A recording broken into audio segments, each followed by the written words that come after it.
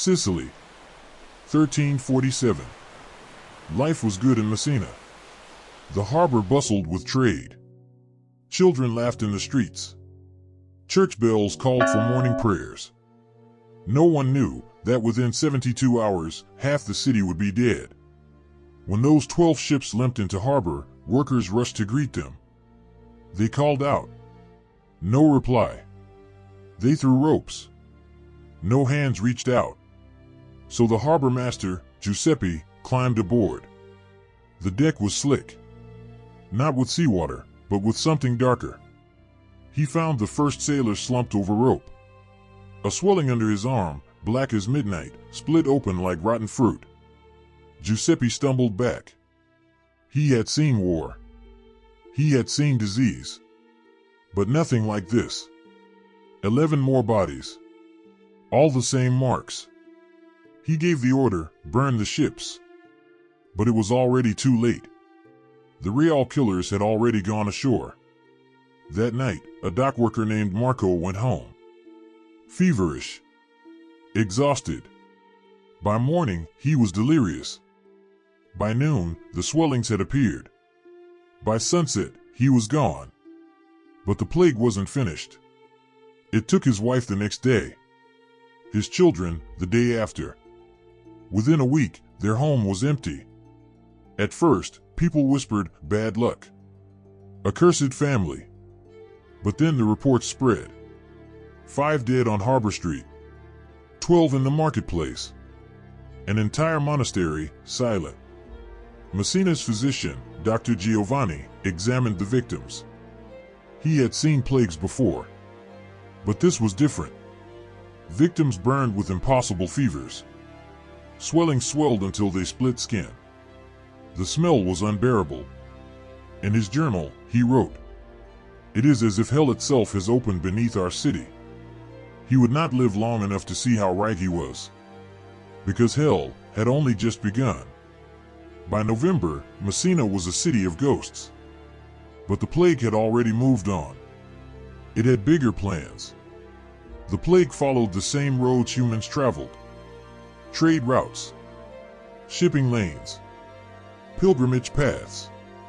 Every road became a highway of death. Marseille fell in November. Genoa in December. Venice by New Year's Day. The pattern never changed. First, the rats died. Then, the people. In Florence, the writer Giovanni Boccaccio watched his world collapse. He wrote, "Such was the cruelty of heaven that between March and July, more than 100,000 lives were extinguished." 100,000. In 4 months. In one city. What was happening inside the body? It began small. A headache. Fatigue. Then the fever. So hot that victims tore their clothes off in desperation. Hallucinations followed, visions of demons clawing at them. Then came the swellings. Buboes. Hard lumps in the armpits, the groin, the neck. They grew until the skin split. When they burst, the stench was sweet and rotten. But there were worse forms. Pneumonic plague attacked the lungs. Victims coughed blood in violent fits. Each cough sprayed millions of bacteria into the air. A single breath could kill. Septicemic plague was the most terrifying. The bacteria invaded the blood directly. Victims did not get buboes. Their flesh simply turned black. Fingers. Toes. Entire limbs, rotting away while the heart still beat. And the speed. That was what terrified most. You could wake up healthy and be dead by dinner. Families vanished in days. Streets fell silent in weeks. In London, graveyards overflowed. Bodies were stacked in pits like firewood. In Paris, the Seine ran black, not from pollution, but from blood. Everywhere, the same question, why? Medieval people had no concept of germs. To them, this was no disease. This was punishment. This was God's anger made flesh. And when reason fails, madness takes hold. They came first from Germany. Men and women. barefoot, half naked in the cold, carrying whips studded with iron. The flagellants. They believed the plague was God's wrath, and only blood could atone. For 33 days, one for each year of Christ's life, they marched from town to town. In each square, they stripped down, formed circles, and whipped themselves until blood streamed into the mud. Crowds gathered. Some watched in awe. Some joined in. Others threw coins. But blood was not enough for many. They needed someone to blame. And they found them. The Jews. For centuries, Jewish communities lived on the margins. Different customs. Different faith. Perfect scapegoats. Rumors spread like wildfire. The Jews poisoned the wells. The Jews made a pact with the devil. In Strasbourg, 2,000 Jews were burned alive. In Mainz, 3,000. In Cologne, whole communities erased. Not by plague, but by hatred. The irony was brutal. Jewish laws required ritual washing. Their communities often had lower infection rates. But mobs do not care about truth. Only blood. As Europe tore itself apart, its art grew darker. The danse macabre, the dance of death. Skeletons waltzing with kings. Death playing music for popes. Rich or poor, young or old, it did not matter. The message was clear.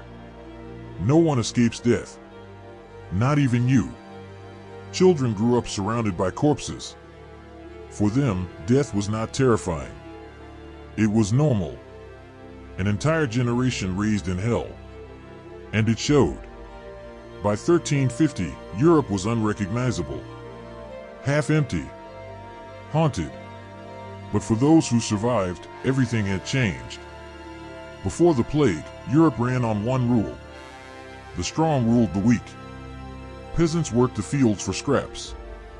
Lords owned everything. The church blessed it all. But suddenly, there weren't enough peasants. Fields lay empty. Mills stood silent. Markets deserted. Survivors realized their worth.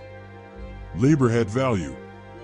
Peasants could demand wages, better food, even freedom. Lords who once commanded like gods now begged. Work my fields. I'll pay double. Name your price. In England, this pressure exploded. The Peasants' Revolt of 1381. Led by Wat Tyler, thousands marched on London. They demanded an end to serfdom. They demanded equality. For a moment, it seemed possible. But the greatest change was in faith itself. For centuries, the church promised protection. Follow God, and He will shield you. But when the plague came, priests died alongside sinners. Holy water did nothing. Prayers went unanswered. Doubt crept in. Dangerous questions. If God allows this, is He truly good? If priests die, are they truly holy? If prayer fails, why pray? The old faith cracked. Some abandoned it. Others sought new paths. The seeds of the Protestant Reformation were planted in plague pits. And from this devastation came something unexpected. The Renaissance. Survivors wanted beauty, art, music, knowledge, a celebration of life. The plague had taught one terrible lesson. Life is short, so make it count. But even as Europe rebuilt, the plague was not finished. It returned. Again. And again. For centuries. Because some enemies never die. Even today, Yersinia pestis survives. In the American Southwest, it hides in prairie dogs. In Madagascar, it flares every few years. In Central Asia, it never left. The Black Death killed between 75 and 200 million people. It ended the medieval world. It rewrote history. But its greatest legacy was fear. The knowledge that civilization, no matter how strong, can collapse in months. So the next time you see a rat, remember Messina, 1347. Remember that the deadliest enemies are often the smallest. And remember, in the shadows of our modern world, ancient nightmares still wait. The Black Death. Humanity's darkest hour.